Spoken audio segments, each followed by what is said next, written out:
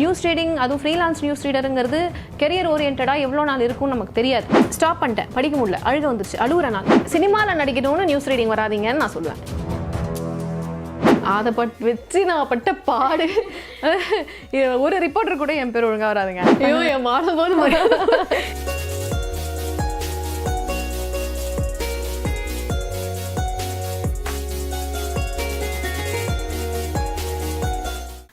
வணக்கம், welcome to chill tax. நான் உங்க பிரசன்னா. இன்னைக்கு நம்ம சில் டாக்ஸ்க்கு ரொம்பவே சூப்பரான கெஸ்ட் வந்திருக்காங்க. இவங்க ஒரு என்டர்பிரினர், அது மட்டும் இல்லாம இவங்க ஒரு நியூஸ் ரீடரும் கூடவே நியூஸ் ஆங்கரிங்கும் பண்ணிட்டு இருக்காங்க. ஸோ இன்னும் இவங்களை பத்தின நிறைய விஷயங்கள் நம்ம அவங்க கிட்டே கேட்டு தெரிஞ்சுக்கலாம். So welcome to ashore Sarayu. வணக்கம். வணக்கம், எப்படி இருக்கீங்க? ரொம்ப ரொம்ப நல்லா இருக்கேன். Thank you for inviting. உங்களோட நியூஸ் ரீடிங் ஜேர்னி எப்படி ஸ்டார்ட் ஆச்சு? 2012 ஆக்சுவலி. அதுக்கு முன்னாடி நான் ஒரு 4 years ஒரு கார்பரேட்டில் ஹெச்ஆரில் ஒர்க் பண்ணிருந்தேன். ஸோ 2012 தான் நியூஸ் ரீடிங் ஸ்டார்ட் ஆச்சு. when I was 25 years old.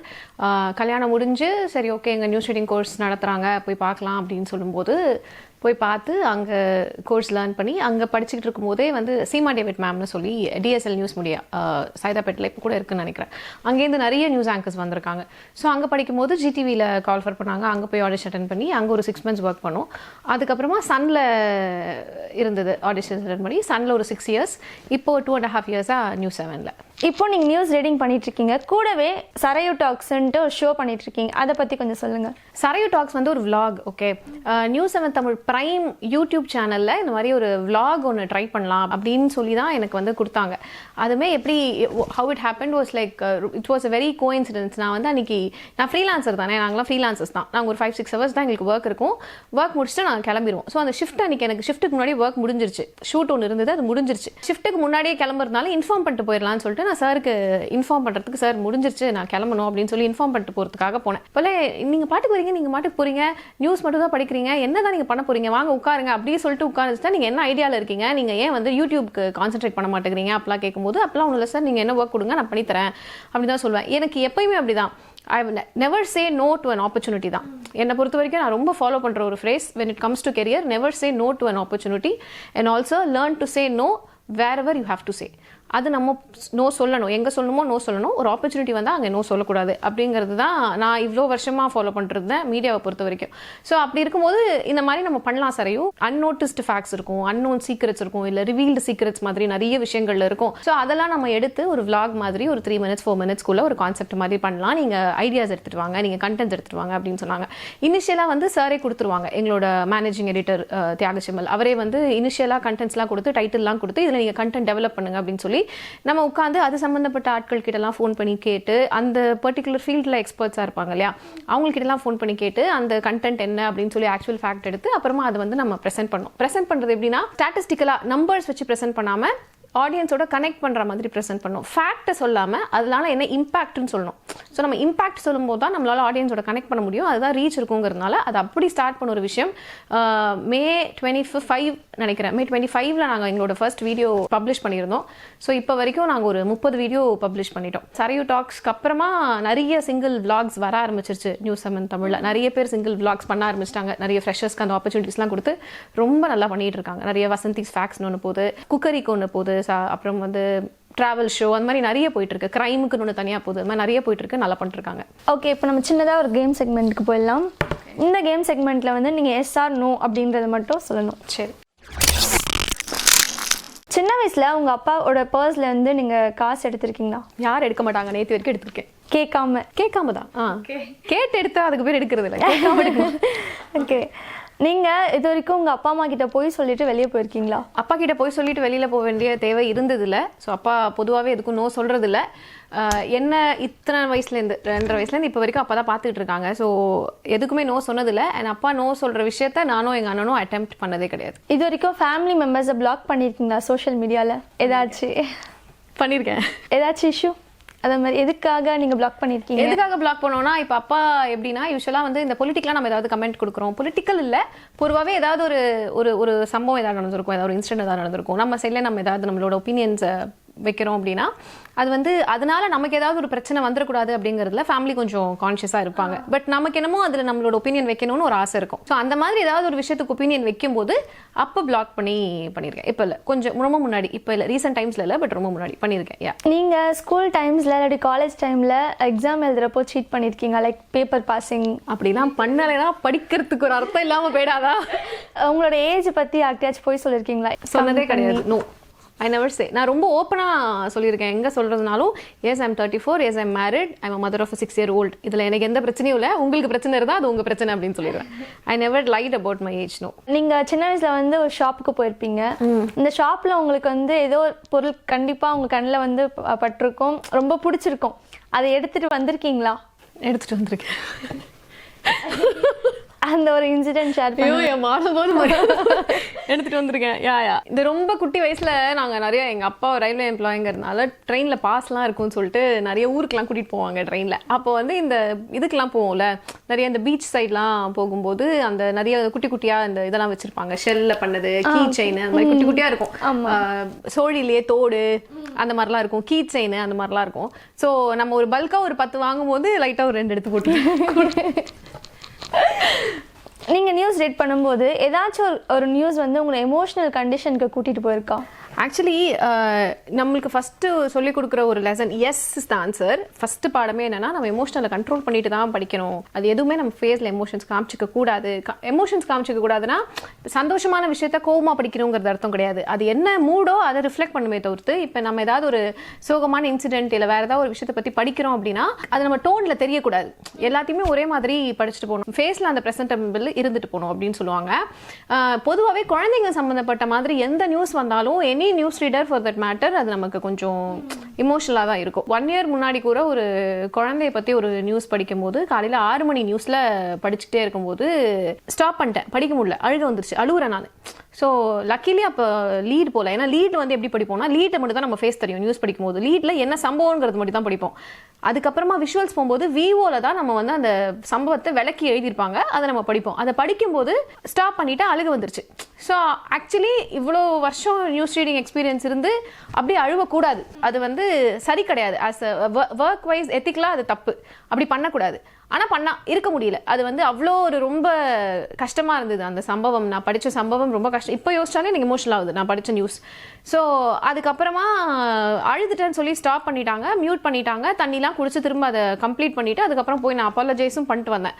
அதை பற்றின ஒரு பதிவு நான் ஃபேஸ்புக்லேயுமே போட்டிருந்தேன். பொதுவாகவே குழந்தைங்க சம்மந்தப்பட்டது எதுவுமே வந்ததுன்னா நமக்கு அது கொஞ்சம் ஈஸியாக நம்ம குழந்தைங்களோட கனெக்ட் பண்ணி யோசிச்சிருவோமா, அதனால அங்கே நம்ம கொஞ்சம் எமோஷனல் ஆகிடும். ஓகே, சூப்பராக கேம் செக்மெண்ட்டுக்கு எல்லாத்துக்குமே கரெக்டாக ஆன்சர் பண்ணியிருந்தீங்க. அங்கே வச்சுக்கோங்க, பத்திரமா வச்சுக்கோங்க. நீங்கள் ஒரு ஆண்டர்பிரனர் இருக்கீங்களா, அதை பற்றி சொல்லுங்கள் கொஞ்சம். எல்லாமே லைஃப்பில் ஒரு மாதிரி ஒரு பிளெஸ்டான ஒரு விஷயமா தான் எனக்கு அமைஞ்சிருக்கு. அப்படி அமைஞ்சது தான் என்னோட ஆண்டர்பிரினர்ஷிப்பும் அப்படின்னு சொல்லலாம். என்னோட ரொம்ப க்ளோஸ் ஃப்ரெண்ட் மிஸ்டர் விஷ்ணு, அவர் இங்கே எல்லாம் யூஎஸில் இருக்காங்க. ஸோ அவங்களோட வீசா ஹோல்ட் ஆயிடுச்சுன்னு சொல்லிட்டு இங்கே இருந்தாங்க. அப்படி இருக்கும்போது நம்ம ஒன்று ஸ்டார்ட் பண்ணலாமே அப்படின்னு சொல்லி ஸ்டார்ட் பண்ண விஷயம் தான் சிருஷ்டி for kids Montessori school. So அதுக்கு முன்னாடி ஈவெண்ட்ஸ் பண்ணிக்கிட்டு இருந்தோம், பட் ரெஜிஸ்டர் பண்ணல. குட்டி குட்டி ஈவெண்ட்ஸ், வர ஈவெண்ட்ஸ் எல்லாம் பண்ணிட்டு இருந்தோம். நாங்கள் பேர் சேர்ந்து, அவன் அங்கே இருப்பான், நான் இங்கே இருப்பேன், நாங்கள் பண்ணிக்கிட்டு இருந்தோம். அதுக்கப்புறமா ஒரு ப்ராப்பராக ரெஜிஸ்டர் பண்ணது அவங்க சென்னை வந்ததுக்கு அப்புறமா தான் பண்ணாங்க. ஆக்சுவலி குழந்தைங்களை வச்சு குழந்தைங்களை சம்மந்தப்பட்ட ஒரு வேலை அப்படிங்கும்போது அப்பா ரொம்ப பயந்தாங்க. நல்லா பார்த்துக்கணும், எந்த குழந்தை எப்படி பார்த்துக்கணும் நமக்கு தெரியாது, அடிபட்டுருச்சுன்னா என்ன பண்ணுறது. ஏன்னா டக்குன்னு குழந்தைக்கு ஒரு பிரச்சனை அப்படின்னாலே, இல்லை ஏதாவது ஒரு பிரச்சனை கம்ப்ளைண்ட்டுனாலே ஃபஸ்ட்டு தூக்கி உள்ளே வச்சுருவாங்க. அதுக்கப்புறம் தான் விசாரணையே. முதல்ல தூக்கி நம்மளை உள்ளே வச்சுருவாங்க. அதுதான் ரொம்ப லீகலாக பயங்கர பெரிய இஷ்யூ ஆகும். ஸோ அதெல்லாம் வந்து அப்பா ரொம்ப பயந்தாங்க. ஸோ அவங்க ஃபேமிலி, எங்கள் ஃபேமிலி எல்லாரையும் கன்வின்ஸ் பண்ணி, எங்கள் ஹஸ்பண்ட் ரொம்ப சப்போர்ட்டிவாக இருந்தாங்க. ஸோ எங்கள் ஹஸ்பண்ட் சைடும் ரொம்ப சப்போர்ட்டிவாக, இப்போ வரைக்குமே ஹஸ்பண்ட் சைடு இன்லா சைட்லாம் ரொம்ப சப்போர்ட்டிவாக தான் இருப்பாங்க. ஸோ அவங்க எல்லாத்தையும் கன்வின்ஸ் பண்ணி அப்படி ஸ்டார்ட் பண்ண விஷயம் தான் சிருஷ்டி ஃபார் கிட்ஸ் மாண்டசரி ஸ்கூல். 2017 விஜயதசமிக்கு அதை நாங்கள் ஸ்டார்ட் பண்ணோம். ஸோ ஒரு 3 years ரொம்ப சக்ஸஸ்ஃபுல்லாக போயிட்டு இருந்தது. பட் இப்போ இந்த கொரோனா பேண்டமிக்கில் கொஞ்சம் அது டவுனில் இருக்குது. அதுக்கப்புறமா HR services, talent works HR சர்வீசஸ்ன்னு சொல்லிட்டு 2020 ஜான்வரியில் ரெஜிஸ்டர் பண்ணேன். அது வந்து இட்ஸ் அந்த ஹெச்ஆர் சர்வீசஸ் ஃபார்ம். அதில் நம்ம ஹெச்ஆர் ரிலேட்டட் ஒர்க் எல்லாம் அவுட் சோர்ஸ் பண்ணி கொடுத்துட்ருப்போம் கிளைண்ட்ஸ்க்கு. ஸோ அது வந்து இப்போ இந்த கொரோனா பேண்டமிக்கில் நம்ம ரெஜிஸ்டர் பண்ணது. ஏன்னா நமக்கு ஒரு 2 கிளைண்ட் வந்திருந்தாங்க. அண்ட் நானும் அந்த பேக்ரவுண்டில் இருந்ததுனால அதை ரெஜிஸ்டர் பண்ணிக்கிட்டு இருக்கோம். ஸோ இது எல்லாமே வந்து எப்படின்னா, நீங்கள் நமக்கு யாராவது ஒருத்தர் சப்போர்ட் கொடுத்துட்றாங்க, இல்லை நீ பண்ணு நான் பார்த்துக்கிறேன் அப்படின்னு யாராவது ஒருத்தர் சொல்லிடுறாங்க அப்படின்னாலே நமக்கு ஒரு தைரியம் வந்துடும். ஒரு பார்ட்னர்ஷிப் ஃபார்மில் நம்ம இருக்கும்போது நீங்கள் you should be extremely loyal to your partner. அது ஃபினான்ஸாக இருந்தாலும் சரி, ஏதாவது ஒர்க் ரிலேட்டடில் ஏதாவது ஒரு ஃபேக்ட்ஸாக இருந்தாலும், இன்சிடென்ட்ஸ் என்ன நடக்குது, பிகாஸ் அவங்க இங்கே இல்லை, அவங்க அங்கே இருக்காங்க. அஃப்கோர்ஸ் நமக்கு சிசிடிவி கேமராலாம் இருக்கு ஸ்கூலில், அண்ட் அவங்க அங்கேருந்து ஆக்சஸ் பண்ண முடியும்னா கூட எல்லாத்துக்குமே நம்ம தான் ஆன்சரபிள்ங்கும் போது நம்ம நிறைய பேருக்கு ஆன்சரபிள், நம்ம பேரண்ட்ஸ்க்கு ஆன்சரபிள், நாங்கள் ஒரு கேட்டட் கம்யூனிட்டிக்குள்ளே அந்த ஸ்கூலில் வச்சிருக்கோம். ஸோ அந்த அசோசியேஷனுக்கு நம்ம ஆன்சரபிள், கவர்மெண்ட்லேருந்து எவ்வளோ அப்ரூவல்ஸ் வாங்கணும், எல்லா அப்ரூவல்ஸ்க்கும் அலையிறதுன்னு சொல்லி அந்த விஷயத்துக்குலாம் நம்ம ஆன்சரபிள். அவங்க இன்வெஸ்ட் பண்ணிட்டு அவங்க அங்கே போய் உட்காந்துருக்காங்க நம்மளை நம்பி அப்படிங்கும்போது அவங்களுக்கு நம்ம ஆன்சரபிள்னு. இது நிறைய பெரிய பொறுப்பு. இந்த பொறுப்பை நீ பண்ணு நம்ம கையில் ஒருத்தர் கொடுக்கறதுங்கிறது ரொம்ப பெரிய விஷயம். அதுக்கு வந்து நம்ம ஜஸ்டிஸ் பண்ணணும் அப்படின்னு சொல்லிட்டு இந்த நிமிஷம் வரைக்குமே அதுதான் ரொம்ப, இந்த பிள்ளையை நம்பி இவனை நம்பி நம்ம ஒன்று ஸ்டார்ட் பண்ணோம், பட் இவன் நம்மளை லெட் டவுன் பண்ணிட்டான்னு அவனும் நினச்சிடக்கூடாது. அண்ட் நியூஸ் ரீடிங், அதுவும் ஃப்ரீலான்ஸ் நியூஸ் ரீடருங்கிறது கெரியர் ஓரியன்டாக எவ்வளோ நாள் இருக்கும்னு நமக்கு தெரியாது. இது ஆமாம் தானே, நம்ம ஆன் ஸ்க்ரீனில் இருக்க வரைக்கும் தான் நமக்கு இருக்கும். நிறைய இப்போ நமக்கு இல்லை, இப்போ நாளைக்கு என்ன நியூஸ்க்கு வர முடியாது, இல்லைம்மா உங்களுக்கு வேலை இல்லை அப்படின்னு சொல்லிட்டா எனக்கு இல்லை தான், நான் கொஸ்டின் கூட பண்ண முடியாது. ஏன்னா நான் ஃப்ரீலான்ஸ் நியூஸ் ரீடர். அஃப்கோர்ஸ் நம்ம ஒர்க் நல்லா பண்ணி கொடுக்குற ஒர்க் நம்ம நல்லா செஞ்சு கொடுத்துக்கிட்டு இருக்க வரைக்கும் நமக்கு ஒன்றும் பிரச்சனை இல்லை. பட் எப்படி என்ன மாறும்னே நமக்கு தெரியாது. அப்படி இருக்கும்போது ஒரு எக்ஸ்ட்ரா இன்கம், ஒரு ரீஸ்கில்லிங், இல்லை இது வந்து நமக்கு இன்னொரு கரியர் ஆப்பர்ச்சுனிட்டி அப்படிங்கும்போது லாங் டேர்ம் கெரியராக நம்மளோட ஆண்டர்பிரினர்ஷிப் தான் நமக்கு இருக்கும்போது அதை நம்ம ரொம்ப சீரியஸாக கையில் எடுத்து பண்ணணும். ரெண்டுமே அப்படி தான் நான் பண்ணுவேன். இதுக்குமே 100% கொடுப்பேன், இதுக்குமே 100% கொடுப்பேன். இப்போ வரைக்கும் அப்படி தான். என்னோட சரையோ டாக்ஸ்க்கு நான்லாம் ஆஃபீஸ்க்கு போனேன்னா கிட்டத்தட்ட 8 மணி நேரம் 9 மணி நேரம் நான் ஆஃபீஸில் இருந்து அதை முடிச்சு கொடுத்துட்டு தான் வருவேன். அது இல்லைன்னா எனக்கு தூங்கவே முடியாது. நான் இல்லைனா எல்லாரையும் நச்சரிச்சிட்டே இருப்பேன். இது நீங்கள் போட்டிங்களா, தம்ப்நெயில் போட்டிங்களா, டைட்டில் போட்டிங்களா, வீடியோ பப்ளிஷ் பண்ணிட்டீங்களா, எண்ட் ஸ்க்ரீனில் வச்சிங்களா, இவ்வளோ கேள்வி கேட்டு நான் போட்டு படுத்துவேன். எல்லாரையும் என்னை வந்து கிட்ட வந்தாலே ஐயோ வந்துருச்சு இந்தம்மா அப்படிதான் பார்ப்பாங்க. பட் என்ன பண்ண முடியும், அது நம்மளோட ஒர்க் இல்லையா, நம்ம அதை பண்ணணும். அதுதான் நமக்கு கொடுத்துருக்காங்க. ஏன்னா கொடுக்கும்போதே இதுக்கு உங்களுக்கு ப்ரொடியூசர்லாம் கிடையாது, நீங்களே தான் மொத்தமாக பண்ணணும்னு சொல்லி தான் ஒரு பொறுப்பு நமக்கு கொடுத்துருக்கும் போது அந்த பொறுப்புக்கு நம்ம 100% இருக்கும். ஸோ அது டைமில் நம்ம பெருசாக ஹார்ட்ஸ் எல்லாம் பார்த்துட்டு அப்படிலாம் இல்லாமல் ஒரு ஒர்க்குக்கு ஜஸ்டிஸ் பண்ணும்போது இதே தான் நான் என்னோட ஆண்டர்பிரினர்ஷிப்லையும் பண்ணிக்கிட்டு இருக்கேன்.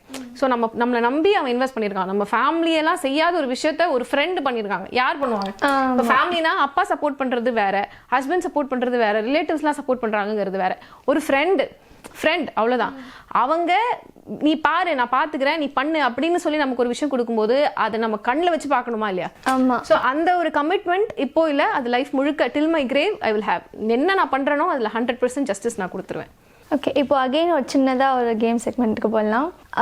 உங்களோட நிக்நேம் என்னது? இப்போ ஸ்கூல்ஸில் காலேஜில் கண்டிப்பாக வச்சுருப்பாங்கல்ல, அது மாதிரி நிக்நேம். ஆக்சுவலி எனக்கு வந்து குழந்தையில வந்து சரையு என் பேர். இப்போவே எனக்கு யாருக்கும் அது தெரிலங்கும் போது குழந்தையில அது என் வாயிலே வராது. அதனால வந்து ஐயூ அப்படி தான் சொல்லுவேன். நான் யாராவது என் பேர் கேட்டால் ஐயூ அப்படின்னு தான் சொல்லுவேன். ஸோ ஐயூங்கிறது என் பெட் நேம். ஆக்சுவலி நிறைய பேருக்கு அது தெரியாது. க்ளோஸ் ரிலேட்டிவ்ஸ்க்கு மட்டும் தான் தெரியும். ஃப்ரெண்ட்ஸு கூட பெருசாக யாருக்கும் தெரியாது. க்ளோஸ் ரிலேட்டிவ்ஸ்க்கு மட்டும் தெரியும். ஐயூன்னு எனக்கு ஒரு பெட் நேம் இருக்குது. அதுக்கப்புறமா தயிர் சாதம்னு கூப்பிடுவாங்க, மாமின்னு கூப்பிடுவாங்க, அதெல்லாம் கூப்பிடுவாங்க. அதெல்லாம் வந்து ஸ்கூல் காலேஜில் ரொம்ப ரெகுலராக எல்லாருமே கூப்பிடுறது. ஸோ அது நாங்கள் பதிலுக்கு கலாச்சிட்டு ஓட்டிட்டு அப்படி போவோம். ஐயூங்கிறது பெட் நேம். ஃபேவரட் கலர் நிறைய இருக்கு. லாவெண்டர் ரொம்ப பிடிக்கும். எல்லாமே அந்த பிங்க் ஷேட்ஸ் ரொம்ப பிடிக்கும். லாவெண்டர், பர்பிள், பிங்க்கு, ஒரு மாதிரி ப்ளூ அண்ட் பிங்க் காம்பினேஷன் ரொம்ப பிடிக்கும். ஸோ அதெல்லாம் ரொம்ப பிடிக்கும். Favourite musician? பெருசாக பாட்டு கேட்க மாட்டேன்.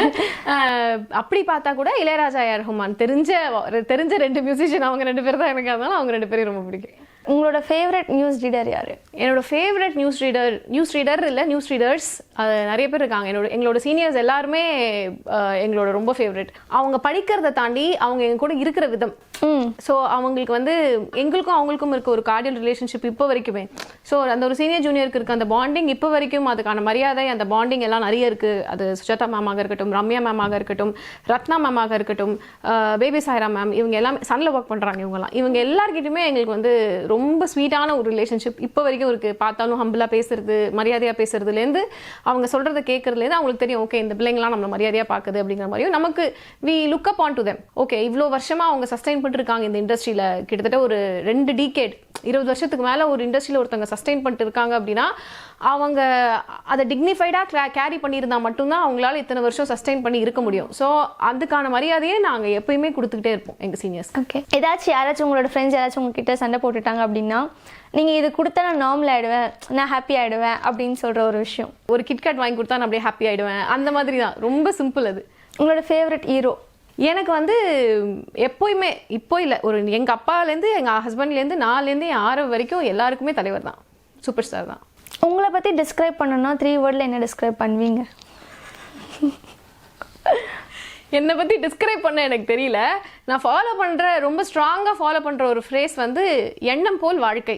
நம்ம என்ன நினைக்கிறோமோ நமக்கு அதான் நடக்கும். நம்ம நல்லது நினச்சா நமக்கு நல்லது நடக்கும். ஸோ நல்லது நினச்சி நல்லது பண்ணி நல்லவங்களோட இருந்து கொஞ்சம் ஹானஸ்ட்டாகவும் இருந்துட்டா நமக்கு எல்லாமே நல்லதாக தான் நடக்கும் அப்படிங்கிறத நான் ரொம்ப ஸ்ட்ராங்காக பிலீவ் பண்ணுறேன். எனக்கு இத்தனை நாள் வரைக்கும் என் லைஃப்பில் அப்படி தான் நடந்திருக்கு. உங்களோட ஃபேமிலியில் உங்களுக்கு ரொம்ப பிடிச்சது, இந்த பர்சன் ரொம்ப பிடிக்கும் அப்படின்ற ஒரு பர்சன்? ஃபேமிலின்னு கேட்டதுனால சொல்கிறேன். இப்போ நம்மளெல்லாம் அம்மா அப்பா வளர்க்குறாங்க அப்படின்னா என்னை என் குடும்பமே வளர்த்துச்சு. ஏன்னா எனக்கு வந்து அம்மா கிடையாது. ஸோ எனக்கு வந்து அப்பா ஆஃபீஸ் போயிட்டாங்க டைமில் எங்கள் பாட்டி, எங்கள் அத்தை, எங்கள் சித்தி, எங்கள் பெரியம்மா, எனக்கு ஹார்ட் சர்ஜரி நடக்கும்போது எங்கள் சித்தி தான் கம்ப்ளீட்டாக என்னை டேக் ஓவர் பண்ணிக்கிட்டாங்க. ஒரு 3 அத்தை இருக்காங்க, பெரியம்மா இருக்காங்க. ஸோ இவங்கெல்லாம் சேர்ந்து மொத்தமாக வளர்த்த ஒரு பிள்ளை எப்படி இருக்கும்போது ஸோ நான் எல்லாருக்குமே you all should be proud of me அப்படி தான் இருக்கும். இப்போ நம்ம ஏதாவது ஒரு தப்பு பண்ணால் அது நம்மளோட அப்பா கிட்ட யாராவது சொல்லிடுவாங்க, இல்லை அம்மா கிட்ட யாராவது சொல்லிடுவாங்க அப்படின்னு நமக்கு இருக்கும்ல. இப்போ நான் ஏதாவது ஒன்று செஞ்சுட்டேன்னா அவங்களுக்குலாம் என்னன்னா நம்ம வளர்த்த பிள்ளை இப்படி ஆயிடுச்சு அப்படின்னு ஒரு பேர் கொடுத்துடக்கூடாதுங்கிறதுனால நான் அதிலலாம் ரொம்ப ஜாக்கிரதையாக இருப்பேன். ஸோ அதனால் இப்போ அம்மா இல்லை அப்படிங்கிற பிள்ளையை வந்து ரோட்டில் விடாமல் எடுத்து வச்சு ட்ரெஸ்ஸை போட்டு சாதம் கொடுத்து ஸோ இவ்வளோ தூரம் வளர்த்து வந்த ஃபேமிலிக்கே வந்து ரொம்ப கடமை தான் பட்டிருக்கேன் நான். ஸோ எல்லாரையுமே எனக்கு ரொம்ப பிடிக்கும். உங்களுக்கு இப்போ ரொம்ப பிடிச்ச ஃபுட் வந்து பிரியாணியா இல்லை தயிர் சாதமா? நான் வெஜிடேரியன், எனக்கு சத்தியமாக தயிர் சாதம் தான் பிடிக்கும். உங்கள் நேம் சரையு இல்லை, ஸோ அதை பற்றி சொல்லுங்க. ஒரு டிஃப்ரெண்ட்டாக இருக்கு, ஒரு யூனிக்கான ஒரு நேமாக இருக்குல்ல, அதை பற்றி சொல்லுங்க. அதை வச்சு நான் பட்ட பாடு. ஒரு ரிப்போர்ட்டர் கூட என் பேர் ஒழுங்காக வராதுங்க, ஒருத்தர் கூட என் பேர் ஒழுங்காக சொல்ல மாட்டாங்க. சரையுன்னு சொல்ல மாட்டாங்க, செராயு சரையு, அது யாருக்குமே வராது. அது வந்து அதனால வந்து ரிப்போர்ட்டரை கனெக்ட் பண்ணும்போது பரவாயில்ல இந்த ஆங்கர் இருக்காங்கன்னே சொல்லாதீங்க, என்னால் என் பேர் ஆனரில் இவ்வளோ கொடூரமாக கேட்க முடியல அப்படின்னு கூட நான் பிசிஆரில் சொல்லியிருக்கேன் நிறைய வாட்டி. சரையு வந்து ஒரு நதியோட பேர், அது வந்து யூபியில் இருக்குது. ஸோ அது வந்து ஒரு நதியோட பேர், அது இந்த ராமாயணத்துலலாம் கூட வரும். நிறைய யங்ஸ்டர்ஸ் வந்து உங்களை மாதிரி ட்ரை பண்ணிட்டு இருக்காங்க, இது மாதிரி நியூஸ் ரீடிங்க்கு நானும் போகணும் அப்படின்ற மாதிரி. அது மாதிரி அவங்களுக்கு வந்து நீங்கள் என்ன டிப்ஸ் கொடுக்குறீங்க? சினிமாவில் நடிக்கணும்னு நியூஸ் ரீடிங் வராதிங்கன்னு நான் சொல்லுவேன். சினிமாவில் நியூஸ் ரீடிங் வந்துட்டா சினிமாவில் நடிச்சிடலாம் ஈஸியாக, நம்ம வந்து பிக் பாஸ் போயிடலாம். ஏன்னா நான் ரீசெண்டாக ஒரு நியூஸ் ரீடிங் அகாடமிலேருந்து இது மாதிரி அந்த நியூஸ் ரீடிங் கோர்ஸ் முடிஞ்சு அவங்களுக்கு சர்டிஃபிகேட் கொடுக்கணும், அதுக்கு என்னை வந்து இன்வைட் பண்ணியிருந்தாங்க. அப்போ நான் போய் சும்மா அந்த ஸ்டூடெண்ட்ஸ் கூட பேசிகிட்டு இருக்கும்போது எதுக்காக நீங்கள் நியூஸ் ரீடிங் செலக்ட் பண்ணீங்க அப்படின்னு கேட்கும்போது பிக் பாஸ் போகணும்னு செலக்ட் பண்ணேன். ஒருத்தர் வந்து இன்ஸ்டாவில் நிறைய ஃபாலோவர்ஸ் வரணும்னு செலக்ட் பண்ணேன். ஒருத்தர் வந்து நான் சினிமாவில் சீக்கிரமாக நடிச்சிடலான்னு செலக்ட் பண்ணேன் அப்படின்னு சொல்லி ஒரு 2-3 நியூஸ் ரீடர் வந்து பேரெல்லாம் சொல்லி இவங்கெல்லாம் மாதிரி அவங்கெல்லாம் மாதிரி அந்த மாதிரிலாம் சொல்லும்போது ஷாக்கிங்காக தான் இருந்தது. அப்படி ஒரு பதில் நான் ஆக்சுவலாக எக்ஸ்பெக்ட் பண்ணல. சினிமா நடிக்கிறதுக்கு எதுக்கு நியூஸ் ரீடர் ஆகணும், எனக்கு அது புரியல. அப்படி ஒரு ஆஸ்பெக்ட் நான் எக்ஸ்பெக்ட் பண்ணல. ஸோ இப்போ அந்த நியூஸ் ஆங்கரிங்னா இப்போ அந்த நியூஸ் ரீடிங்க்குன்னு ஒரு எத்திக்ஸ் இருக்குது, அதுக்குன்னு ஒரு மரியாதை இருக்குது. ஸோ எந்த ஒரு வேலை பண்ணாலும் அதுக்கான மரியாதையை கொடுத்து நம்ம பண்ணணும். அது என்ன வேலை இருந்தாலும் அதுக்கான 100% ஜஸ்டிஸ், 100% ரெஸ்பெக்ட் கொடுக்கணும். அப்படிங்கும்போது இன்னொரு இலக்கு அடையிறதுக்கு சம்மந்தமே இல்லாமல் இந்த இலக்கை சூஸ் பண்ணக்கூடாது. நீங்கள் சினிமாவில் நடிக்கணும்னா அதுக்கேற்ற மாதிரியான ட்ரைனிங்கோ இல்லை அதுக்கு என்ன வழிவகையோ அதுக்கு என்ன ப்ராக்டிஸோ அதுக்கு என்ன கோர்ஸோ அதை எடுத்துகிட்டு போயிடலாமே தவிர்த்து நியூஸ் ரீடரானா சினிமாவில் நடிச்சிடலாம். எல்லா நியூஸ் ரீடரும் சினிமாவில் நடிக்கிறது இல்லை. அப்போ சினிமாவில் நடிக்காத நியூஸ் ரீடர்ஸ்லாம் நீங்க மதிக்க மாட்டீங்களா? அப்படி கிடையாது. அது புரியுதா? நடிக்கிறது நடிக்காது அவங்க சாய்ஸ். பாரு, எனக்கு பர்சனலாக எனக்கே நடிக்கிறதுக்கு பிடிக்காதுன்னா நான் நடிக்க மாட்டேன். இப்போ நான் நடிக்க மாட்டேங்கிறதுனால எனக்கு ஆப்பர்ச்சுனிட்டிஸ் வந்து வரல, அதனால நான் நடிக்கலாம் அர்த்தம் கிடையாது. நடிக்கிறது நடிக்காதெல்லாம் உங்களோட பர்சனல் சாய்ஸ். அப்போ நடிக்காதவங்க எல்லாம் மரியாதை கொடுக்க மாட்டீங்களா என்ன? அப்படி கிடையாது. அது வேலை, அந்த வேலைக்கான மரியாதையை கொடுத்துதான் ஆகணும். அதான் சொல்லல, ஒரு இலக்கு அடையணும்னா அந்த இலக்குக்கான பயணத்தை தான் பார்க்கணுமே தவிர்த்து இன்னொன்று எடுத்துக்கிட்டு அதுக்கு அடையணும்னு நினைக்க கூடாது. அடுத்த வாட்டி இதே மாதிரி ஒரு சூப்பரான கெஸ்டோட சந்திக்கலாம். Until by from Prasanna. இது மாதிரி நிறைய இன்ட்ரெஸ்டிங் கான்டென்ட்ஸ்க்கு சவுத் ஸ்டேட் சேனலை சப்ஸ்கிரைப் பண்ணுங்க, பக்கத்தில் அந்த பெல் ஐக்கானையும் கிளிக் பண்ணிடுங்க.